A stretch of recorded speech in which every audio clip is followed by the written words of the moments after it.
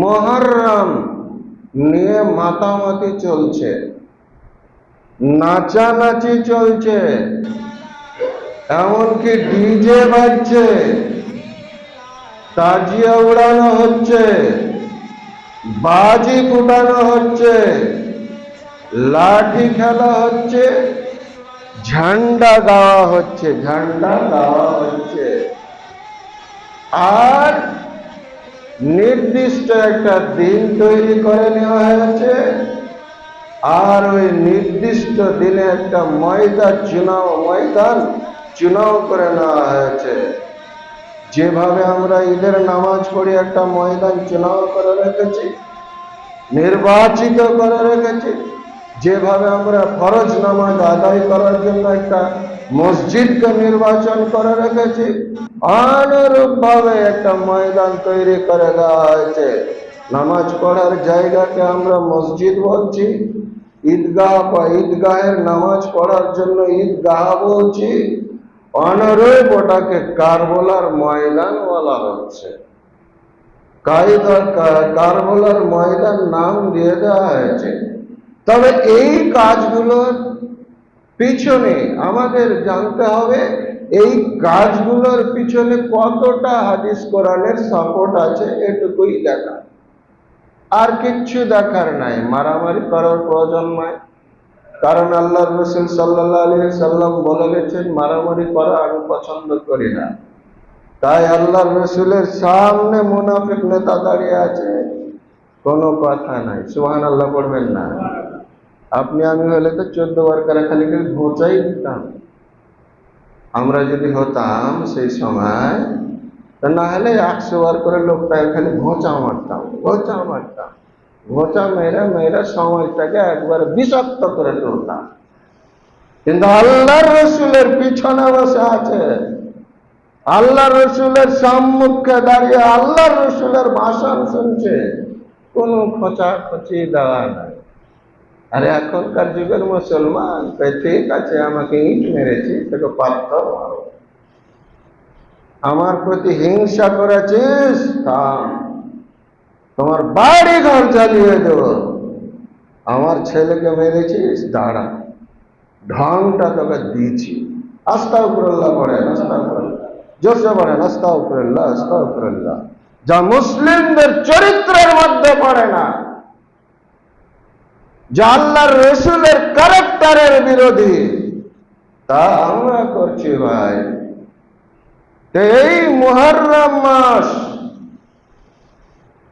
যখন যায়, এই বহু পুরানা ইতিহাস, সে কবে 4000 বছর আগের ঘটনা। কবে সেটা? যখন হযরতে মূসা আলাইহিস সালাতু ওয়াস সালাম ফেরাউনের কাছ থেকে মুক্তি লাভ করেছিল, আর ওই দিনটাই ছিল 10 আশুরার দিন, যাকে আমরা 10 মুহররম বলছি। এই আশুরার দিন আল্লাহর রাসূল সাল্লাল্লাহু আলাইহি ওয়াসাল্লাম যখন মক্কা ছেড়ে মদিনা চলে গেলেন, তিনি যে কত মানব দরদী আপনি কল্পনাও করতে পারবেন না। নিজের মাতৃভূমি ত্যাগ করে দিয়েছেন, আবার ওই মাতৃভূমি তিনি জয় করে নিয়েছেন। একবারও বলেনি ভাই এটা আমার জায়গা ছিল, দিবা না। আল্লাহ রসুল কত দয়ার সাগর, কত দয়ার সাগর। একজন দয়ার সাগর পেছার একজন দিকে থাম, তোর পিছনে বাঁশ আছে, দয়ার সাগর ঢোলা আছে, তো দেখেন ইতিহাস দেখ।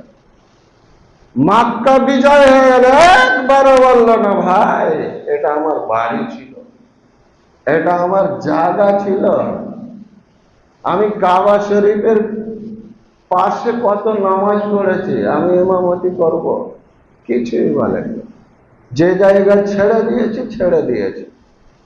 তিনি আবার মদিনাতেই কাটিয়েছেন। যেদিন থেকে তিনি মক্কা ছেড়ে চলে গিয়েছিলেন হিজরত করে, সেই দিন থেকে নিয়ে একবারে জীবনের শেষ মুহূর্ত পর্যন্ত মদিনাতে কাটিয়ে ফেলেছিলেন। তো মদিনাতে গিয়ে আল্লাহর রাসূল সাল্লাল্লাহু আলাইহি ওয়াসাল্লাম গিয়ে দেখলেন একজন ইহুদি রোজা রেখে আছে। বলছে, ভাই রোজাটা কিসে? তুমি যে কষ্ট করে রোজাটা রাখছো, রোজাটা কিসে? তো বলছে, ভাই এটা সেই ফিরআউন আর মুসা আলাইহিস সালাতু ওয়াস সালামের জীবনের ঘটনা। সেই দিনে মুসা আলাইহিস সালাতু ওয়াস সালামকে আল্লাহ স্বয়ং ফিরআউনের হাত থেকে মুক্তি দিয়েছিল, তাই আল্লাহর শুকরিয়া স্বরূপে রোজাটা পালন করছে। সুবহানাল্লাহ, সুবহানাল্লাহ। আল্লাহর রাসূল বললেন, ইহুদি ভাই তোমার চাইতে হকদার আমি বেশি। কেন? একজন তিনিও রাসূল, একজন আমিও রাসূল। তিনিও একজন আল্লাহর মনোনীত নবী, আমিও একজন আল্লাহর মনোনীত নবী। ইনিও একজন আল্লাহর প্রফেট, আমিও একজন আল্লাহর প্রফেট। তিনি স্বয়ং আল্লাহকে মানতেন, আমিও স্বয়ং আল্লাহকে মানছি। তার উপর আল্লাহর কিতাব অবতীর্ণ হয়েছে, আমার উপরে আল্লাহর কিতাব অবতীর্ণ হয়েছে। তাই এই শুকরিয়া আদায় করার হক একমাত্র আমার বেশি। তুমি তো আল্লাহকে মানছো না। তুমি তো আমি আল্লাহর পক্ষ থেকে প্রেরিত নবী, তাও তো তুমি কি আর করছো না? তো আমি করবো। এবার তো চলে গেল, তো গেল তো গেল। এবার তো চলেই গেল, তো গেল তো গেল। সামনে বার করবো। আল্লাহ রসুল করেছে, সুবহানাল্লাহ বলবেন না? আল্লাহ রসুল বলছে যে আমি করলাম, সাহাবীরা করলেন। কোন তাজিয়ার গন্ধ নাই, কোন লাঠি খেলার গন্ধ নাই, কোন ঝান্ডা গাহার গন্ধ নাই, কিচ্ছু নাই, কিছুই নাই। আছে আল্লাহ রসুল বিদায় নিয়ে নিলেন, বিদায় নিয়ে নিলেন। তার চার খলিফা চলে গেলেন, কোনো গন্ধ নাই, কোনো গন্ধ নাই। তারপরে মুআবিয়া রাদিয়াল্লাহু তাআলা আনহু তিনিও চলে গেলেন, কোনো গন্ধ নাই, কোনো গন্ধ নাই। তারপরে মুআবিয়ার ছেলে যখন গদিতে বসলো, তখন গন্ধটা আসলো। কিসের গন্ধ? সেই ইয়াজিদ কোনোদিন পছন্দ করে না, কোনোদিন পছন্দ করে না। তাই তাই ইয়াজিদ যে আল্লাহ রসুলকে চিনত না তার ব্যাপার নাই, সেও চিনত। আল্লাহ রসুলের নাতি হুসাইন যে শাহাদাত হচ্ছে, সে যে আল্লাহ রসুলকে চিনত না তাও না, সেও চিনত। কিন্তু স্বার্থের লড়াই ছিল, স্বার্থের লড়াই। স্বার্থ থাকলেই লড়তে হবে এরকম কোনো ব্যাপার তো নাই। স্বার্থের মধ্যে জায়েজ পন্থা হতে হবে, হক পন্থা হতে হবে, নাই ইনসাফ থাকতে হবে। আর অন্যায় ভাবে স্বার্থ করা জয় হবে। আরে বাবা, ফের এখন কিছু কিছু ওলামা উঠেছে, এই আজিব খুব ভালো। আরে বাবা, স্বার্থ কত জোড়া, যে আজিব খুব ভালো। তো হুসাইন রাদিয়াল্লাহু তাআলা খারাপ নাকি? বদমাশের হাড্ডি, সব বদমাইশ। হুসাইন রাদিয়াল্লাহু তাআলা চরিত্র আর ইয়াজিদের চরিত্র তুমি জানো? আকাশ আর পাতাল পার্থক্য। আর সেই তুমি আকাশ আর পাতালকে একবারে ঠাঠিয়া করে দিয়েছো, ওটা হয় নাকি কোনোদিন? তবুও হচ্ছে। কেন হচ্ছে?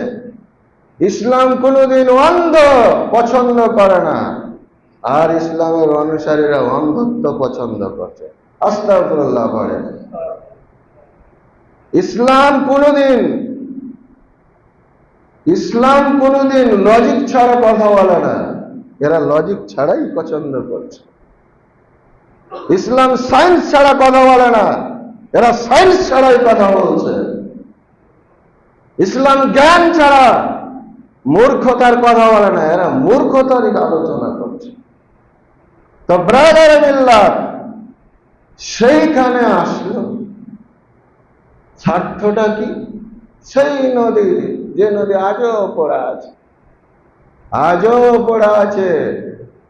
1400 বছর, 46 বছর পার হয়ে গেল, 1446 বছর পার হয়ে গেল, আজও পড়ে আছে। যান যে দেখা আসেন, ফিরে আসেন, যাবেন তাহলে না বুঝবেন।